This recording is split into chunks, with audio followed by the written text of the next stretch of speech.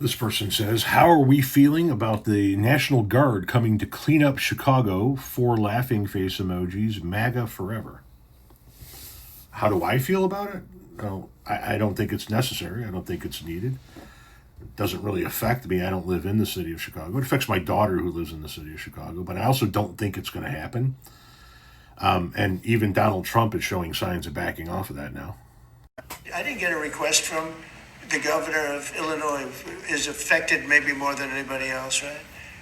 And I think until I get that request from that guy, I'm not going to do anything about it. And I feel the same way about crime. We go in, we will solve Chicago within 1 week, maybe less, but within 1 week, we will have no crime in Chicago, just like we have no crime in D.C. You know, our military is full. We were way empty 1 year ago. Now we're full. So we can go anywhere on less than 24 hours notice. Chicago is a disaster. And the governor of Illinois should say, President, would you do us the honor of cleaning up our city? We need help. They need help. They need help. So you We may wait. We may or may not. We may just go in and do it, which is probably what we should do. Sounds like he's wavering a little bit. Sounds like somebody maybe got to him and said, hey, while you do control the Washington, D.C. National Guard, you know you don't control all of the National Guard. And the governors of those states have something to say about that. I love how a year ago we were way empty on our military.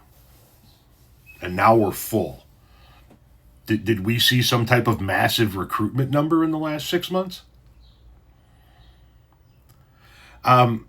The guy lies about fucking everything, but it sounds like he's wavering. But let's just assume he does send in the National Guard or some enhanced federal agency or even, active duty military, which I believe he would have to suspend habeas corpus for. But let's assume he does. Let's assume he sends the troops into Chicago and puts a fucking lockdown on the whole city and solves the crime. Then what? What's the next move for Washington, D.C.? He says there's no crime in Washington, D.C. There are still crime numbers being reported, and he's on Truth Social screaming at the mayor about how she needs to start reporting accurately. But what's the next move? Do we leave the military in major cities permanently? Do we just give up the fact that cities and states have some form of sovereignty and just federally occupy them forever and ever, amen? And what happens when a Democrat becomes president? Can they do that to the areas of the country they deem to be unsafe? Would you be okay with a Democratic president saying, you know what, we're going to go put the lockdown on all the rural areas of Texas because, those people out there, they're just willy-nilly running around with guns in their cars, and the state has a high violent crime rate or whatever the fucking number or whatever the case is that they want to come up with. Just say whatever the fuck you want and send the military in. You're fine with that, right? I don't think he's going to do it.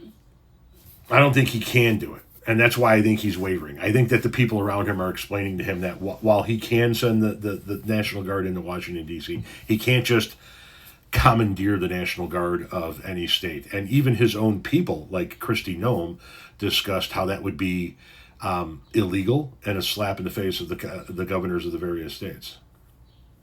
That's what I think. I also think that he and his followers are so full of shit that your fucking eyes are brown.